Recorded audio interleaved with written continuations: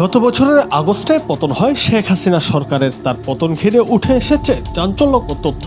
ভারতীয় গণমাধ্যম আজ তক বাংলার রিপোর্টে বলা হয়, যখন শেখ হাসিনা সরকারের পতন ঘটে তার ঠিক এক সপ্তাহ আগে বাংলাদেশের গোয়েন্দা সংস্থার পক্ষ থেকে কিছু গুরুত্বপূর্ণ তথ্য সংগ্রহ করা হয়। হাসিনা সরকার পতনে বাংলাদেশের ভেতরে এবং বাইরে নানা শক্তি জড়িত ছিল।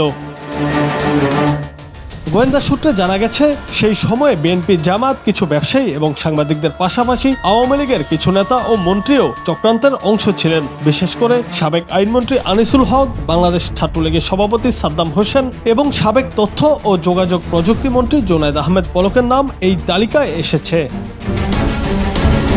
গোয়েন্দা রিপোর্টে বিশেষ করে আন্দোলন চলাকালে তাদের সন্দেহজনক ভূমিকা নিয়ে প্রশ্ন উঠেছে, যে কারণে বাংলাদেশের রাজনৈতিক পরিস্থিতি আরও জটিল হয়ে ওঠে। এই রিপোর্টে আরো বলা হয়, ভারতীয় গোয়েন্দা সংস্থাও এই চক্রান্তের বিষয়ে অবগত ছিল এবং তাদের কাছ থেকেও কিছু তথ্য বাংলাদেশ সরকারের কাছে পৌঁছেছিল।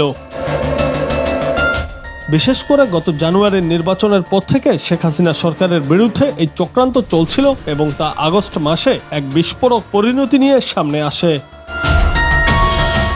এখনো পর্যন্ত শেখ হাসিনা সরকারের পতন এবং এর সাথে সংশ্লিষ্ট চক্রান্তের বিষয়টি পুরোপুরি পরিষ্কার হয়নি। তবে যে সমস্ত তথ্য এবং যোগাযোগ বেরিয়ে এসেছে তা আরও বেশ কিছু প্রশ্নের সৃষ্টি করছে।